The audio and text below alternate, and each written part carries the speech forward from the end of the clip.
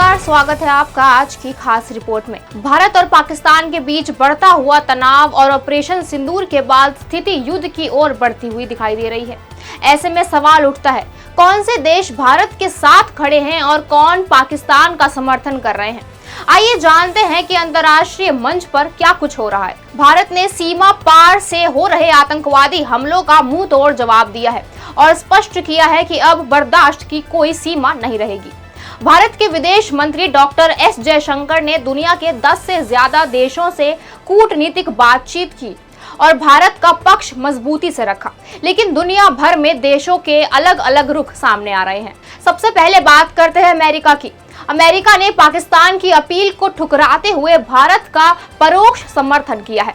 अमेरिकी विदेश मंत्री मार्को रूबियो और उपराष्ट्रपति जेडी वेंस ने कहा है कि अमेरिका दोनों देशों के बीच शांति चाहता है, लेकिन यह उनका सीधा दायित्व नहीं है। हालांकि उन्होंने उम्मीद जताई है कि यह संघर्ष परमाणु युद्ध का रूप नहीं लेगा और बातचीत से हल निकाला जाएगा। बात करें इजराइल की, तो इजराइल ने खुले तौर पर भारत का समर्थन किया है। इजरायली राजपूत रियूवेन अजार ने कहा है कि भारत को अपनी आत्मरक्षा का पूरा अधिकार है और आतंकवादियों को यह समझना चाहिए कि वे कहीं भी छिप नहीं सकते। वहीं तुर्की ने पाकिस्तान के प्रति अपना समर्थन जताया है। तुर्की के राष्ट्रपति ने कहा है कि वे इस संघर्ष को लेकर चिंतित हैं और पाकिस्तान के लिए अपनी भाईचारे की भावना का इजहार किया।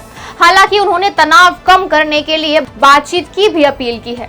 वहीं अजरबैजान ने भी पाकिस्तान का समर्थन किया है और भारत की कार्रवाई पर आलोचना की है। अगर बात करें ब्राजील की, तो ब्राजील ने आतंकवाद की कड़ी आलोचना की और भारत का परोक्ष समर्थन किया। उसने पाकिस्तान का नाम लिए बिना उसके रवैये को गलत बताया और दोनों देशों से संयम बरतने की सलाह दी। वहीं नेपाल ने भारत का समर्थन करते हुए आतंकवाद के खिलाफ भारत के कदम को सही ठहराया। नेपाल सरकार ने कहा है कि कोई भी देश अपनी जमीन आतंकवादियों को नहीं सौंप सकता। वहीं नॉर्वे ने पहलगाम आतंकी हमले की निंदा करते हुए भारत की जवाबी कार्रवाई को जायज ठहराया।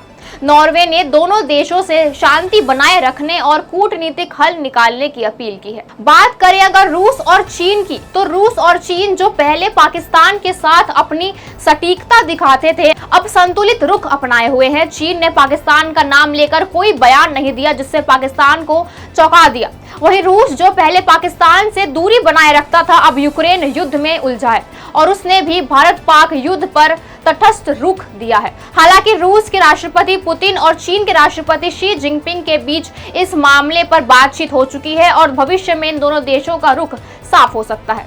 तो इस जटिल अंतर्राष्ट्रीय परिप्रेक्ष्य में विश्व के बड़े देश अपनी रणनीतियों पर काम कर रहे हैं, जबकि भारत और पाकिस्तान के बीच तनाव बढ़ता जा रहा है। दुनिया की कई बड़ी ताकतें इस संघर्ष के शांतिपूर्ण समाधान के लिए अपनी भूमिका निभाने की कोशिश कर रही हैं। फिलहाल के लिए इस रिपोर्ट में इतना ही। धन्यवाद।